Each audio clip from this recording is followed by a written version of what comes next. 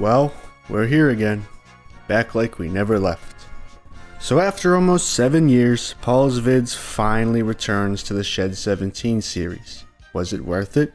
Well, let's find out. Now I have no idea if any of you care or not, but as we all know of now, it's been 6 years since the Project G1 review and 7 since the Shed 17 review. So have my opinions on those films changed at all since I've done them? Well, kinda. I guess first I'll talk about Bertha the True Story because I rewatched that as well as the first two, and honestly, when the fuck am I ever going to talk about this again? Paul obviously was way less experienced back then in terms of 3D modeling and animation, but honestly, seeing how 3D animation was just way less common on YouTube in general back then, I'll cut him some slack. As far as the actual story goes, I actually think this is one of the best films Paul has done. I know he personally prefers it to Shed 17, and in a lot of ways, it may be the best film he's done just based on the quality of the writing. These movies are full of retcons and plot holes, and we will get to that, but for the most part, this movie is pretty solid. It's very short, but it honestly feels way longer. It's kinda crazy how it's only slightly longer than your average SpongeBob episode. Bertha obviously had the handicap of being based on a significantly less popular series as Thomas, so it's not much of a surprise why Paul didn't get a whole lot of traction from this film, which is a shame because it's really good. The only thing about this story that doesn't make sense is why it appears Ted is being interviewed in the warehouse. I know that he obviously did the interview before Bertha fucking crushed him to death, but like, was the camera crew all there for that? Did he literally do the interview minutes before his death? This movie is honestly way more reserved and subtle with its horror other than the ending, and it gives a lot of great things to theorize about. I like to imagine that Bertha's old personality died when she was shut off, but still had access to her memories. When the army tried to, I assume, turn her into some kind of weapon, it turned her into a violent psychopath, but was still shown to have some intelligence. When Bertha was sending images to Ted's computer, I theorized it was not a cry for help, but rather her manipulating Ted to lure him back into the factory to, I assume, reactivate her. That being said, we don't actually see him do that, he just kinda stands there and she comes to life and kills him anyway. So it makes you wonder why she didn't just get up and start destroying things earlier. Yeah, the ending isn't great. I think this movie could have been a bit more clear on why Bertha wanted Ted there, other than she wanted to kill him, because if she could just move around on her own, she could probably just go to his house or something, I don't know. I also feel like throwing in a Cloverfield parody and having her shoot down helicopters is a bit too silly. I think just having Bertha kill Ted and then leave the factory just to let the audience imagine what would happen next would have been effective enough. Overall, it's still pretty great, but let's get into the Thomas stuff. Shed 17, an absolute classic. I saw this film only a few days or so after it was uploaded in October 2015, and it's nuts that it's already been 10 years, yet simultaneously feels nuts that it's only just about to be 10 years. This movie's been in my head so long now, it's like Star Wars or B-movie, don't ask. It's just a part of me now. A sci-fi body horror film based on Thomas the Tank Engine that is done in the style of a History Channel documentary. I mean, one thing you cannot say about this film is it's not a unique and creative concept. I honestly think the hate for this film from mainly Redditors is really annoying and kinda forced. No! You mean if a movie isn't successful, it generally doesn't get sequels? No shit, Sherlock. If A New Hope bombed in 1977, we would have probably never gotten Empire Strikes Back. God, why don't these people know how to communicate properly? It's like that subreddit consists of only people on the autism spectrum. Earl, you're gonna want to sit down for this. Now, Shed 17 is pretty obviously a great Thomas fan film, a great fan work in general, and a great horror film. However, I would honestly go as far as to genuinely say that Shed 17 is one of the greatest YouTube videos that has ever been uploaded. It's up there with stuff like animated versus animation, those Windows destruction videos, the YMS Kimba video, many of the Psycho videos. This video is the type of shit YouTube was made for. Stuff that's rewatchable, sticks with you, and it's something that could only exist on a platform like this. You probably wouldn't see it on TV, and definitely wouldn't see it in a movie theater. It's just an absolutely batshit concept that some guy came up with and made. Very rarely do you ever see a video that truly hits like this one does. The ones you keep coming back to over and over and become a part of you. This movie is genuinely so well executed. Every single time I watch this, I get so sucked in and just have to watch it to the end. While we all know about the disturbing gore scenes, I legit think that people overlook the first 15 minutes of this movie. It may seem way longer, but most of the actual traumatizing stuff happens within 15 or so minutes, give or take. Other than Edward spewing blood and Thomas getting hit by the train, basically nothing all that scary happened for the first 15 minutes. It's all build up and exposition. But I really like the way that it's handled. The choice to do a mockumentary style really was smart because the format helps streamline explaining the backstory of the world on this take of the Thomas lore. There are some dumb things in this, like the fat f*** wearing a mask when he went to sabotage Henry, but he's still wearing his iconic top hat. How stupid is this guy? I don't think Harold would have completely exploded into nothing. I feel like there would have been at least some wreckage. I also think the dialogue can get a bit repetitive sometimes. Like in the Shed 17 scene, they basically explain that Thomas was a clone 3 separate times in the same scene.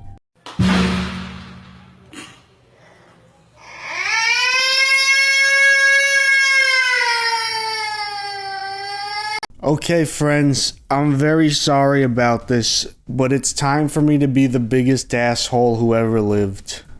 Now I want to make it clear, I still really love this film and don't even think it's bad. However, it does not hold up nearly as well as I said it did in 2019. What I said about how Paul just comes up with scenes and twists them into the story to make it work honestly is on steroids here. Me claiming in 2019 that this movie is equal in quality to Shed 17 is just flat out wrong. This movie is a pretty big step down. Now I bring up a lot of these critiques in the older review but kind of brushed them off. Honestly, looking back, I don't think they deserve to be brushed off. They are legitimate criticisms.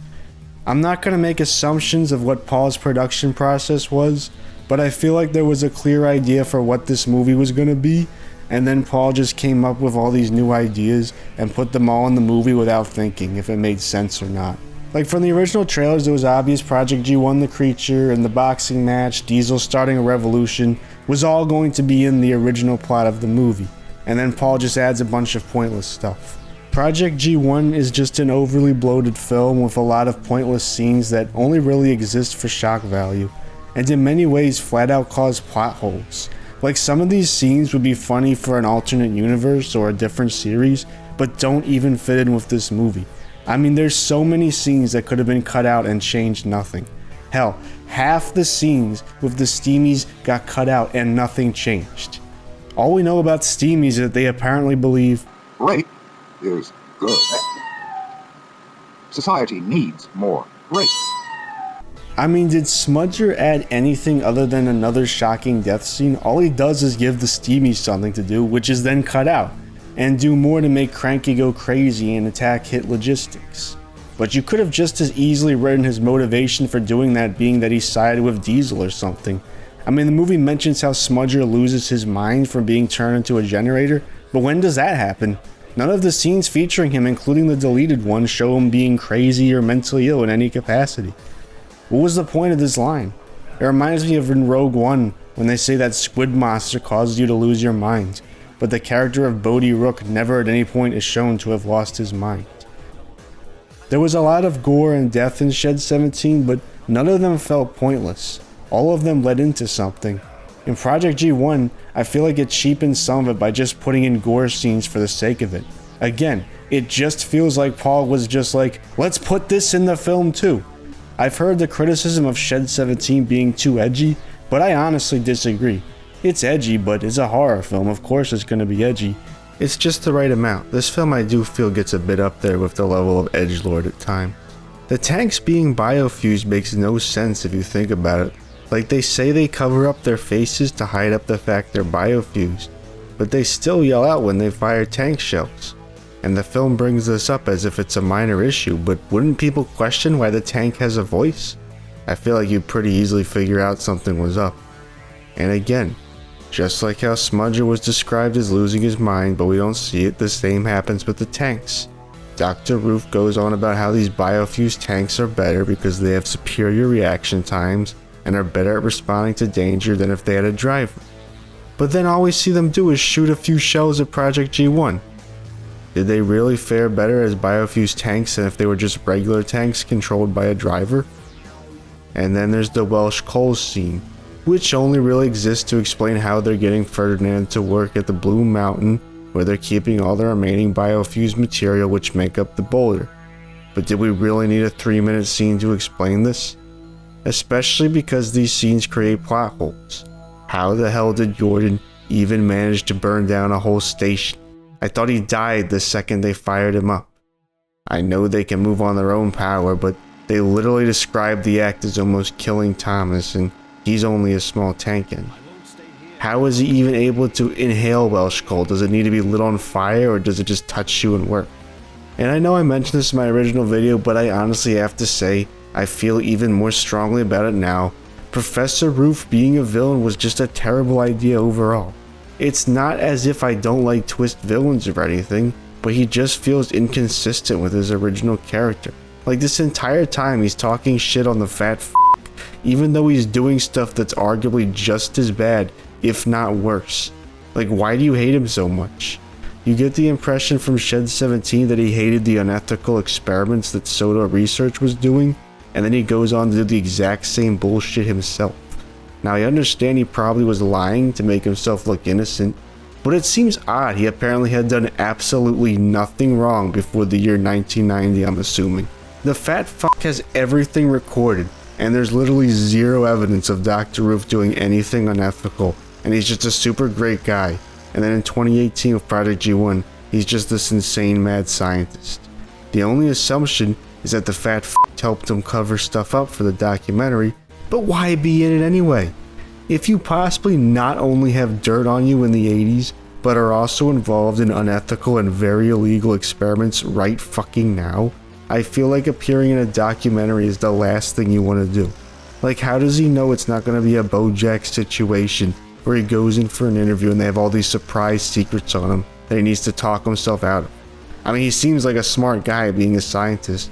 I don't know why he'd make a mistake like this. Why didn't Paul just make either a new character here or give this role to Hans Gertz? Wouldn't it make way more sense? Project G1 is in a lot of ways an expansion of biofusion, and he invented biofusion. We probably could have kept Dr. Roof and Keith Hartley as narrators like in Shed 17.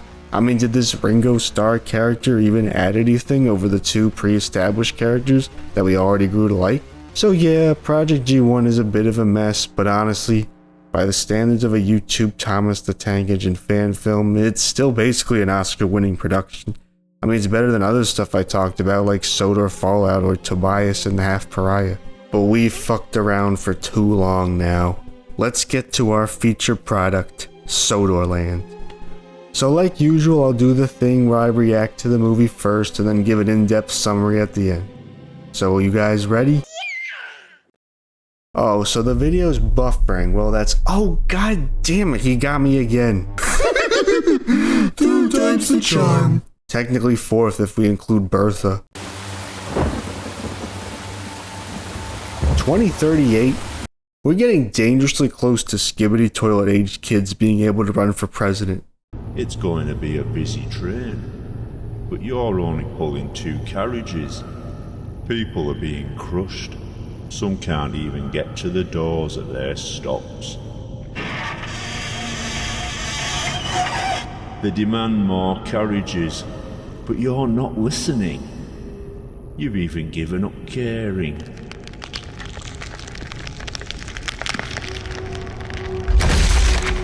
They cackle. They mean nothing to you. Why is that?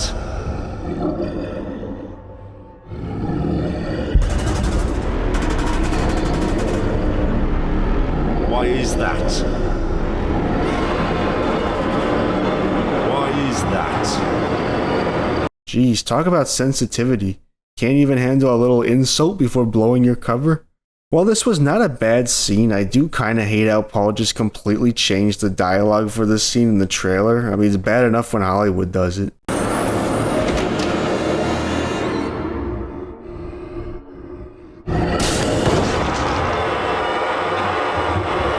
ran into the same problem myself back in the day. Make sure to check your surroundings before decloaking as a spy.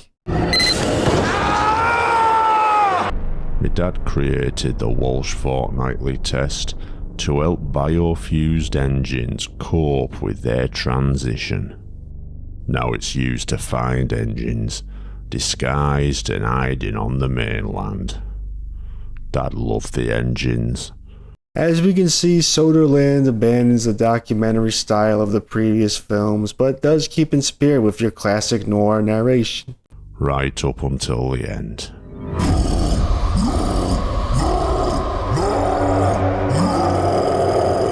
In 2018, I watched as children's celebrity Thomas the Tank Engine lifted him up and tore him apart. Looking back, General Audrey was kind of a dick here. Like, he and the whole military just stand and watch as Thomas fucking brutalizes the guy instead of shooting him in the face. If that didn't ruin my childhood, the consequences would. Story of Paul's vid's life. He was taken to Sodor. What a lovely day! By the way, that movie is just Fast and the Furious for pretentious film bros, okay? Stop fucking praising it on Reddit like it's the second coming. Go ahead. Click dislike on the video. I don't care. Fuck you! Fury Road was one of the best action movies of the century. Top Gun Maverick clears, Joe. Those movies have nothing in common. I don't care. I like Furiosa better than Fury Road. You know why? Why? Because it's not fucking Fury Road. I replaced my grief with hatred. Look at that, a Gen Z or possibly even Gen Alpha protagonist. Talk about representation. Sounds like your fan base. Shut up, Earl. My fan base is mature adults. Yeah, I would hold your breath. I'm not responsible for anything you kids may learn from these videos. Keep it up and you will be the next Super Mario Logan. You either die a hero or you live long enough to see yourself become modern SML. I even found the perfect target for me anger. A hangar on Sodor's airfield, once owned by Sodor Research and hiding an embarrassing secret. Hundreds of trucks, failed biofusings, stored as raw materials for biofusion procedures, and now left to die. But not fast enough for me.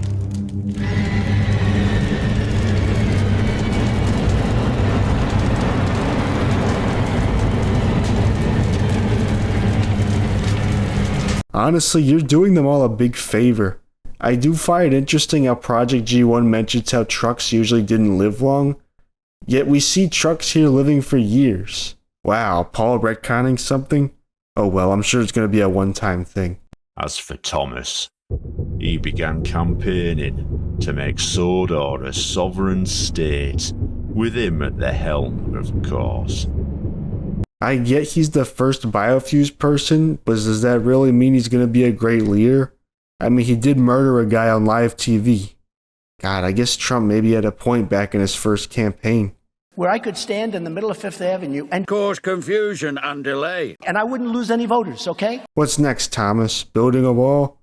You know, it's nuts how I could literally have made these same Trump jokes back in 2018 and 2019 when I talked about the first two films.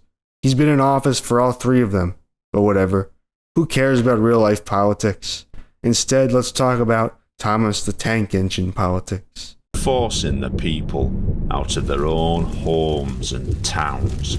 I've said it before, and I'll say it again. Mrs. Kindly didn't deserve this. Talk about elder abuse. Petty acts of dissent, ranging from threats, He seems pretty happy with himself. civil disobedience, vandalism. Damn, the way Paul edited this clip to make Jack look like he destroyed the bridge instead of trying to save it. Talk about corrupt media. Fake news. We just did a Trump reference, Earl. Does it look like I give a shit? It's not like Trump trademarked the fucking term. Yet. The public indecency. Wait, what? The engines have dicks now? Someone called the Nostalgia Critic. We have a long-awaited answer. I'm just trying to put together how we procreate. I mean, do trains have sperm? Goodness gracious me. Chris Duck Dixon was, by now, well known as the deadliest combatant in the Japanese engine MMA circuit. As far as the Japanese are concerned, this is a new Gundam. Or an Evangelion. Now what in tarnation is an Evangelion? Oliver was the lucky one. He was retired to form the basis of a kid's playground. Okay, so I guess he's just back from the dead with new eyes too. I get this is a better ending than most of the engines, but did he not want to go to Sodorland? Did nobody try and pick him up? He'd rather just be a playground forever? Thomas funded the release and return of Duck. But what appeared as an act of charity was something else entirely.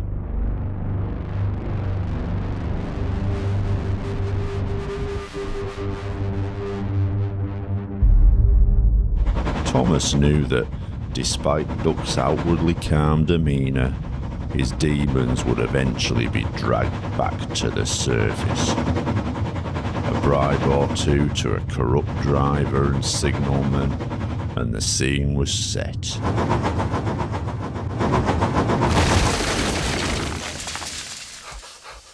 Beg pardon, sir.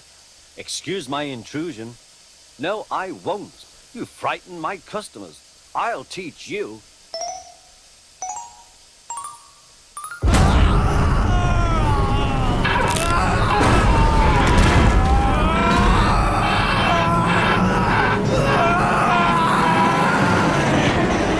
I've heard of crash outs, but this is ridiculous. I have to say though, bringing Duck back just so he can start killing people and cause everyone to run in fear? Geez, a bit unethical for you, Thomas. Was left of the island's indigenous population fled in fear for their lives, leaving Thomas in charge of a rogue state right off the UK coastline. Fearing coalition with other enemy states, the UK began a blockade of the island. No coal, no fuel, nothing allowed in or out. Damn, they really couldn't give this guy an air tank?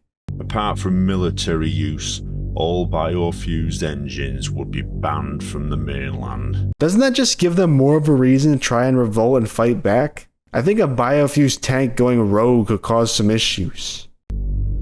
Which brings us to Herson here.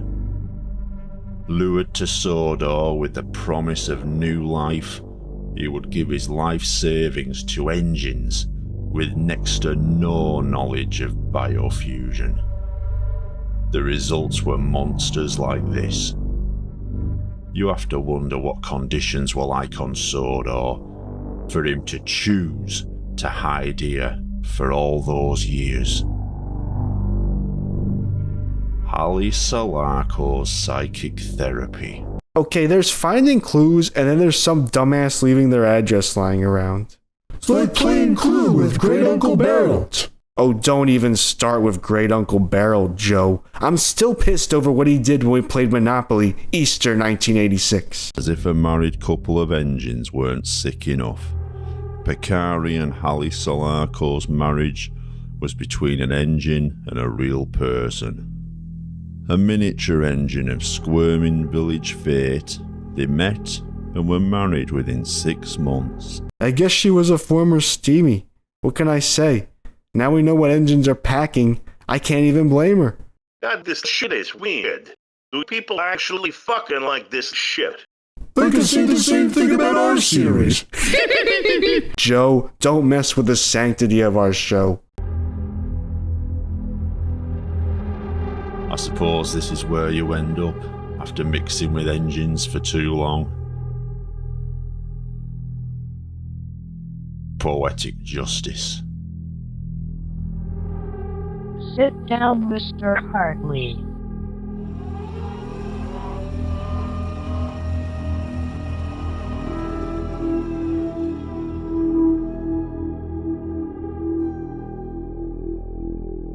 I sense a great enmity in you. Didn't realize fucking Bonzi Buddy got biofused. That voice sounds ridiculous. Irony. Share your pain. Open your mind to me. Show me your soul. Show me everything.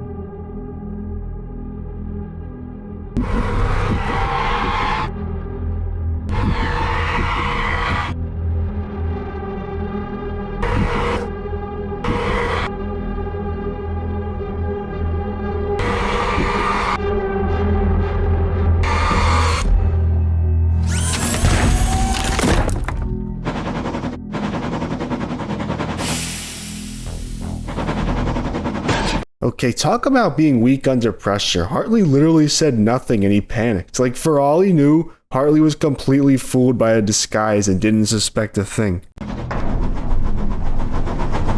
How he's able to easily move around on the ground without rails and make turns and stuff too, I will not understand. Get inside!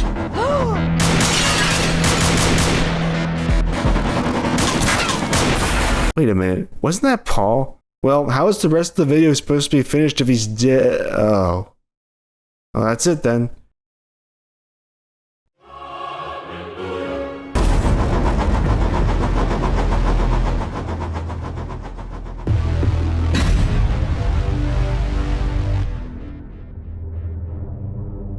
Well, at least it's not Trevor the Traction Engine here, because he'd be distracted by the children.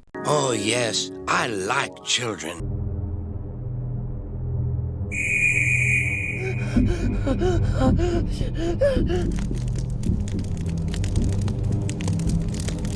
No.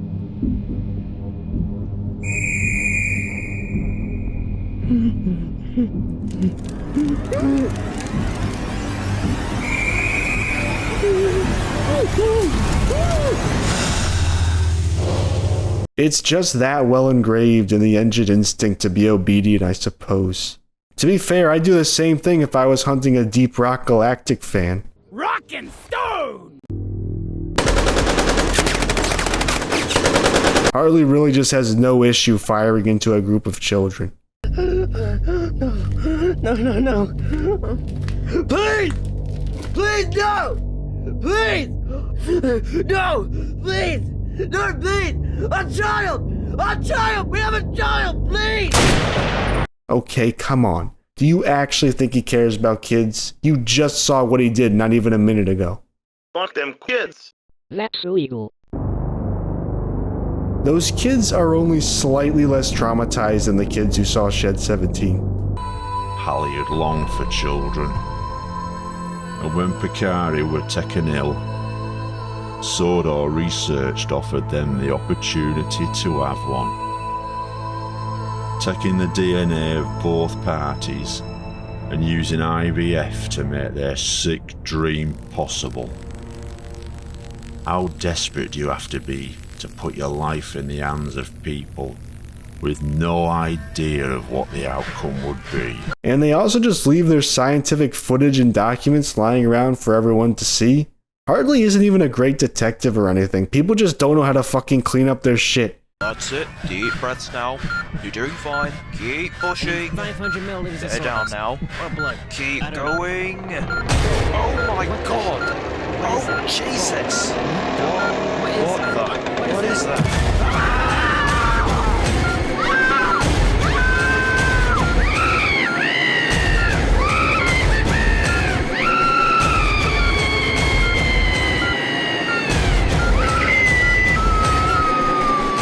God, we have missed this type of shit, haven't we? There's no record of offspring. So where is this monster now? I know we later find out, but I still think it's weird he didn't just assume it died. I mean, it is a weird half-engine, half-human creature. Pan right 1.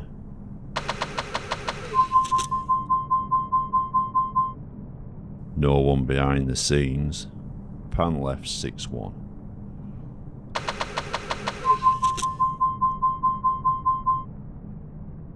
Zoom 3-5. If you didn't already tell, this film is largely a Blade Runner homage, although I will bring this up in greater detail later. Track left 4.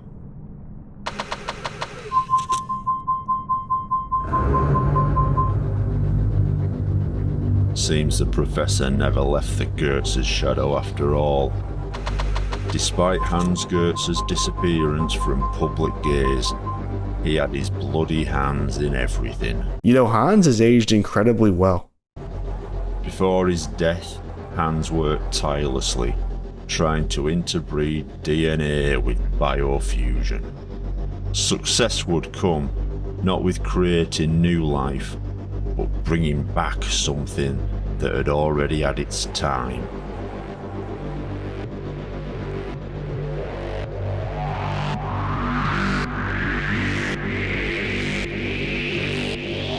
I never understood the whole bringing back Hitler thing. If Hitler came back today, it's not like he'd have any political power. He's also at a huge disadvantage as there's 80 years of history and technology advancements that he'd need to catch up on before he could even think of starting a new Reich. Terry Claus wanted nothing more than to be a diesel engine. Must not have watched the first documentary then. After he raised the money, the operation was rushed through before biofusion was banned. But, in their haste, Sodor research weren't made aware of Terry's psychiatric history. Dissociative identity disorder, otherwise known as split personality. They hear this guy screaming at like 3 a.m. and they still decide to go forward with the procedure. You have him in a straitjacket and locked in a padded room, and you're like, let's just biofuse him. What could go wrong? Luckily, no one was hurt, eh? Whatever helps you sleep at night.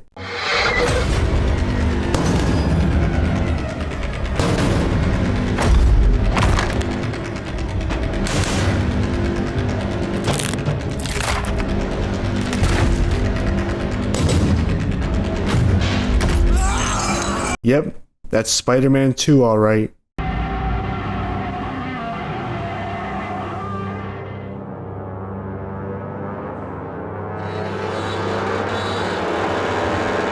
And a xenomorph. Great job, Sodor Research. Yet another safe and ethical procedure. You did it. Good job. I can't believe it. I'm proud of you.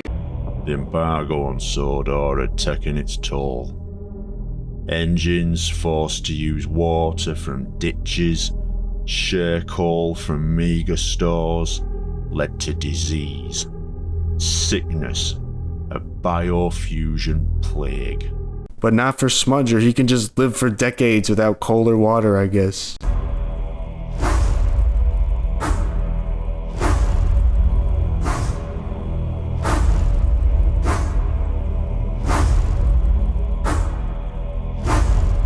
Giving up any pretense of wanting to become his former self, he had allowed biofused engines to attempt to restore him to his engine form. The result was the mutilated freak the world saw that day. Another goddamn procedure? I swear, Thomas has gotten more surgery than your average Los Angeles model.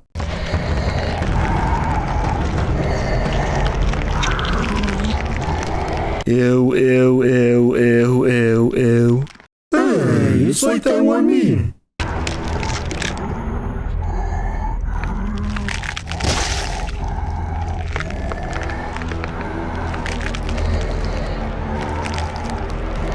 Yeah, I don't even know why you'd expose yourself to the elements like that either. Okay, sure. He's gonna jump scare. He's gonna jump scare. He's gonna jump scare. Wow, I guess I was wrong. I could have sworn he was gonna— oh, what a surprise.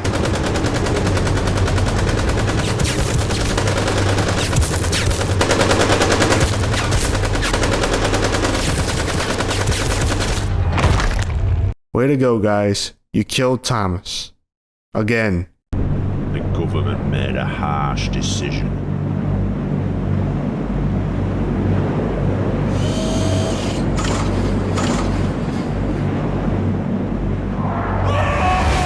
Okay, they'll fucking biofuse anything by now. What purpose do biofuse bombs even have? I don't know, but we've seen worse.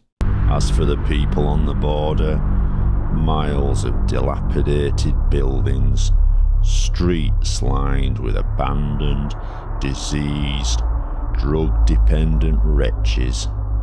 And things only got worse after the bombings. And you thought Ravenholm had it bad. Hello, Tobe. Don't act so surprised. You knew I'd arrive eventually. I've left you alone all this time, but only till I needed you. Have you fully recovered from your experience with Project G1?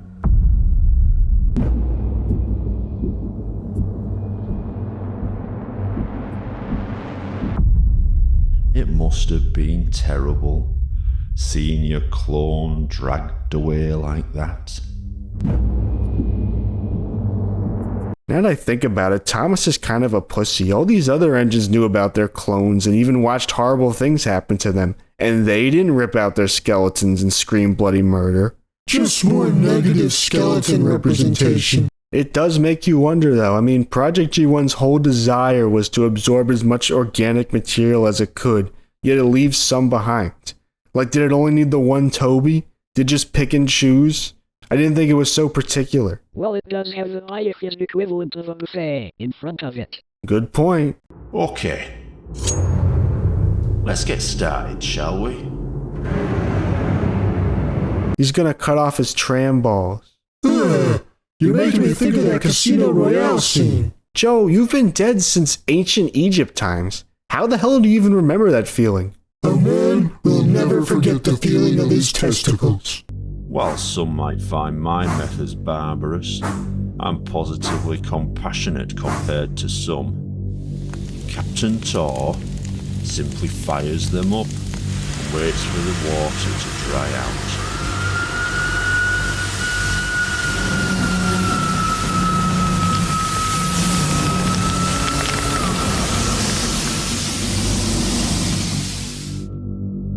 Colonel Betcher likes to dissect an engine alive and sell off the parts for scrap.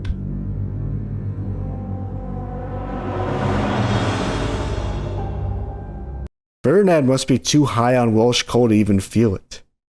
He'll lobotomize his engines, then sends them rolling across the border.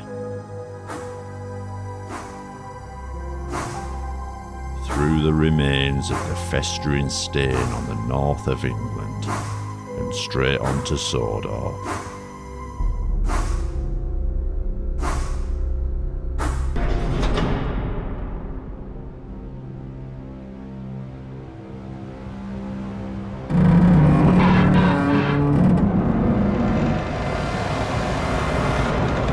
Oi, what do you think you're doing? Look at him, into his eyes. He's another brain job. It's good that both of Diesel 10's personalities were willing to cooperate. I smell man on you. I know what evil men can do. You'd get along well with old Major. So this was Sanctuary. The promised land offered to engines by the diseased, twisted blue mind that abandoned them. Beyond the sick and dying are what remains of engines long since dead. Remnants of a UK history best left forgotten and shut away behind its gates. I have no idea why Gordon and Percy are here. Last I checked, they should be at the bottom of a fucking cave somewhere. Are they clones too? Is that just the answer for everything? Clones? Look to the only place where the lights are still on.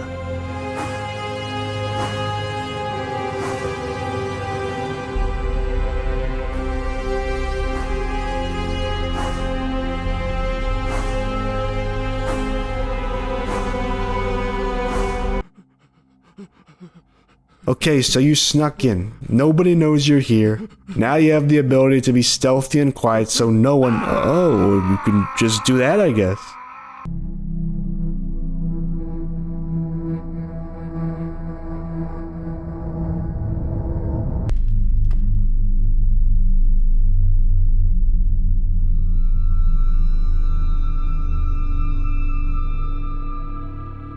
Aw, a family reunion. Young Master Hartley. Your timely arrival could not be more perfect. You are here, I assume, to witness the final maturation of my creation. Was it worth it, Professor? The lies, the murders? Worth it? The endeavor, my struggle, the sacrifice. Yes, Al-Estafon. It's just a requirement that when you become an evil scientist, you just need to drop your voice several octaves at times. This was always the Goethe ambition, to bring him back from the grave. After all the years of trying. But it can't be the same. No, he will be better than us. Think of it. What did I fucking say about you going think of it? But with the organic inner workings, nervous system, and electrical and chemical brain of biofusion. I call it human being. Yeah, that name has kind of been taken already. This is the Goethe legacy I have finally completed. It's over, Professor. You think the world will stand by while you bring back your Führer? Führer?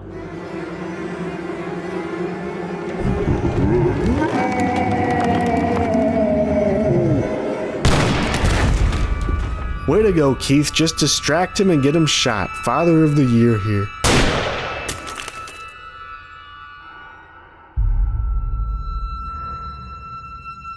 You fool!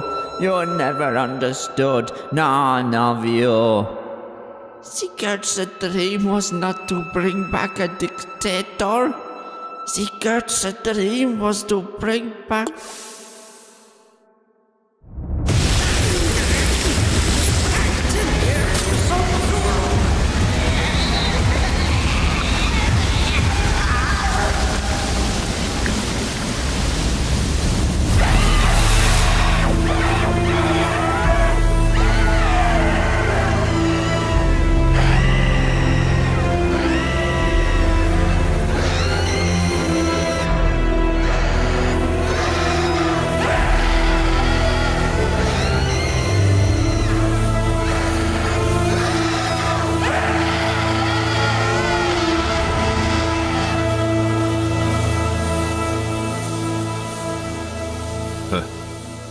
Plastic. I'll say it. Paul outdid himself.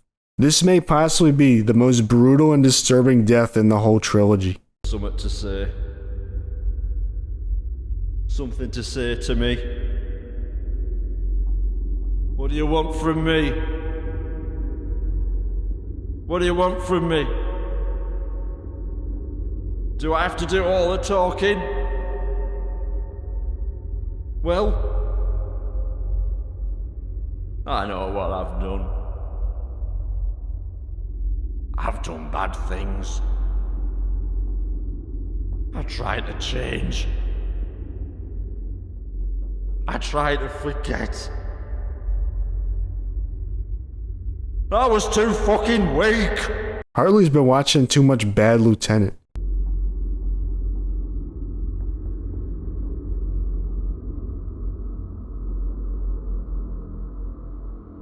Okay, I think it's pretty obvious those are live action legs, but the question is, whose? Are those Paul's?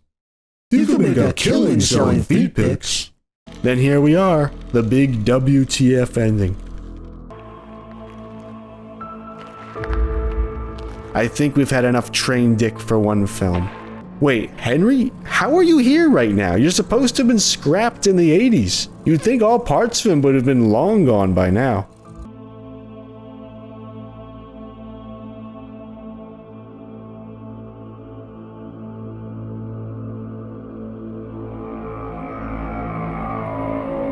Now, one comment referred to this guy as the Thomasaya, so that's just what I'm going to be referring to him from now on. But the Thomasaya just healed the sick and raised the dead like any good deity should.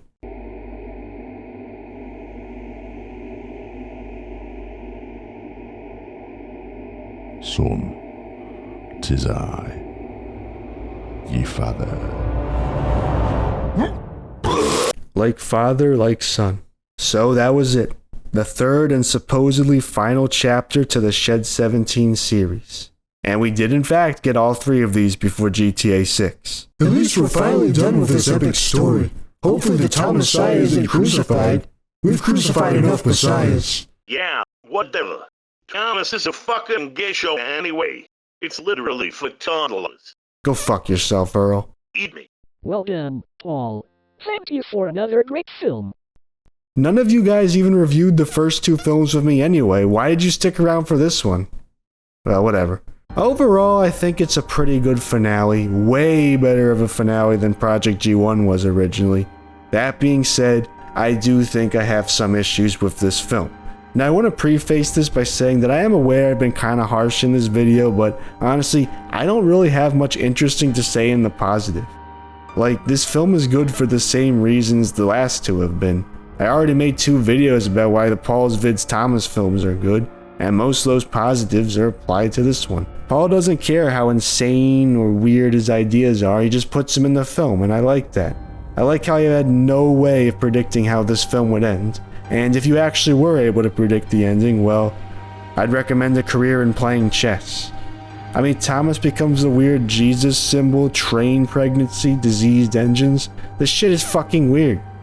But you know what they say, coughs and sneezels spread diseasels. Now, in my video where I gave the thoughts on the trailer, I mentioned several things I wanted to see. Now, unfortunately, a lot of these things just never happened. The fat f*** is obviously not in the film at all, and while it makes sense that he was already pushing it with his age in the last one, there's realistically no way a human being could stay alive that long, especially not a man of that health. That being said, it kinda makes his appearance in Project G1 pointless. Like, we didn't learn anything about his plans or what he was trying to accomplish. Was he involved in the documentaries themselves? I guess we'll never know. I also was interested to learn why Thomas tried to kill Keith, and I guess we'll never know that either, just a crash out, I suppose. Just a spur of the moment thing, I guess. Now, other things I said actually did happen, even though I said I hoped they didn't. Sodor basically was just a dilapidated version of the island, and the movie did have a happy ending. Now, that being said, I actually think it was done well. Yeah, I changed my mind, and here's why. For one thing, despite being the finale to this series, this is technically not the end. The post-credits scene with Diesel 10 in Project G1 is actually the ending, not this. As a result, the movie basically works as a way of giving us more context to what happened after Project G1 rather than a true continuation of the story. Now, in some ways it works, but others it doesn't. Like, I don't know. I guess us learning how the engines got all the humans off of Sodor was kind of interesting, but it was kind of a, oh, that's cool, rather than something that truly interests you. The same with the origin of Terry Claus. Okay, so Diesel 10 has a split personality. Cool. Is anything done with that other than the scene of him killing some guys? Not really. The stuff I actually wanted to see was how Sodor ended up becoming independent, and we sort of got our answer with the Thomasaya, who I assume creates resources and heals the engines. Now, in a lot of ways, the mystery of Sodorland is still kept intact because we don't know what it looks like post-2038. It also helps preserve the ending of Project G1, claiming no one had seen an engine or even stepped foot on Sodorland since 2040.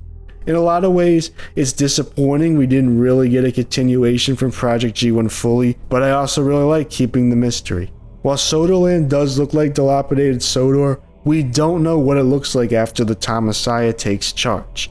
Hopefully, it keeps that way. I also wasn't originally keen on a happy ending. However, I actually think Sodorland earns it. The ending is not a storybook ending or anything as much as it's just a reprieve to the suffering of the engines. Thomas is back with all his friends, but as shown in Project G1, the relations between humans and engines are still on bad terms. It also helps that Sodorland is by far the darkest and bleakest film in the trilogy, so I honestly think its somewhat optimistic ending is actually for the best, as weird as it ended up being. As far as the pacing goes, this is a much slower burn than the others. The pacing isn't bad, but it certainly isn't as rewatchable as the others, particularly Shed 17 and Bertha. There are some movies that are slow paced but still very rewatchable, but it's very hard to do. Again, the pacing is not bad, and I'm not saying the movie's boring or anything, it's just not very rewatchable. I have less desire to rewatch this over the others. Now, a personal issue I have with this movie is I kind of think it plays up the references and homages a bit more.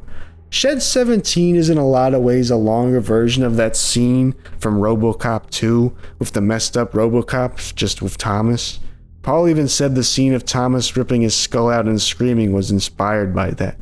So again, this is just a personal problem, but I feel like Sodorland kinda a bit too reliant on homages at times. I'm not gonna lie, when I was first watching, I kinda was a bit disappointed because I was thinking, did Paul seriously come back to this series after 7 years to do a fucking Blade Runner parody? Because that's what it is. Like, Paul, I've seen Blade Runner, okay? A poll even went out where Multi asked you guys which film you liked the most, and the overwhelming response was Sodorland. I'm not sure if this is just recency bias or whatever. I love to hear your opinions, and not to sound like an old curmudgeon, but I honestly wonder if this is just because a bunch of kids watch this and they don't even know what Blade Runner is. Like, don't get me wrong, this is a great movie, but the best one, even better than the classic Shed 17, half the movie is a Blade Runner parody. And then there's the Spider-Man parody, Alien parody. Hell, the dialogue at the end, I originally was really impressed by, only to find out it was taken from Bad Lieutenant. But there's only so many times I can see the movie play clear homage to other stuff without getting a little tired of it. Like, Project G1 was obviously a Cloverfield homage, but it's not like it looked just like Cloverfield.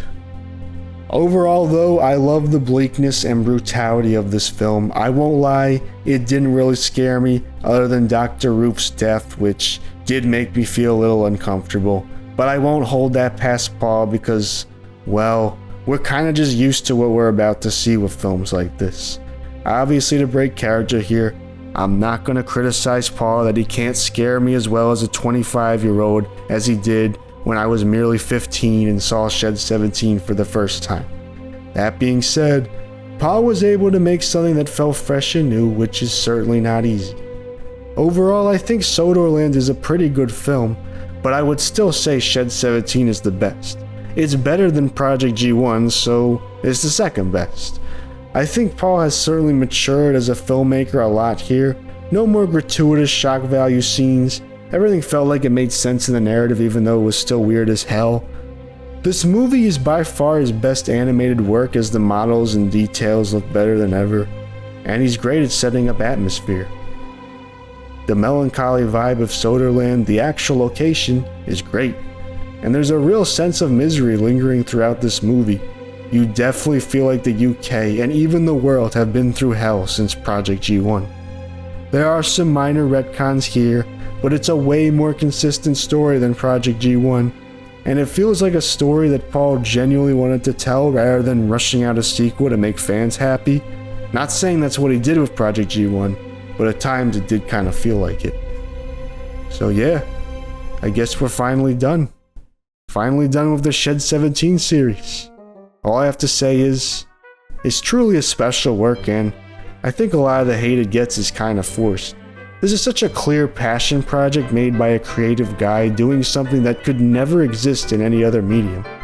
Even when the films aren't perfect, I still feel like they're miles above the majority of YouTube and even a lot of fan content in general. As disturbing and messed up as this series was, I'm very happy it exists, and I think we'd be hard pressed to ever see something quite like it again that truly shocked us to the extent it did.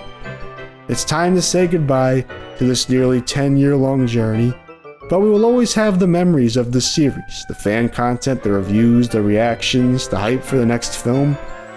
We all were in this together, and for that, I can only say one thing. I still have no idea how someone makes love to a fucking steam engine. Yeah, I know I said in my review for Project G1 that I knew how to do it, but I lied. How do you do it, Paul? Seriously, how on God's green earth do you do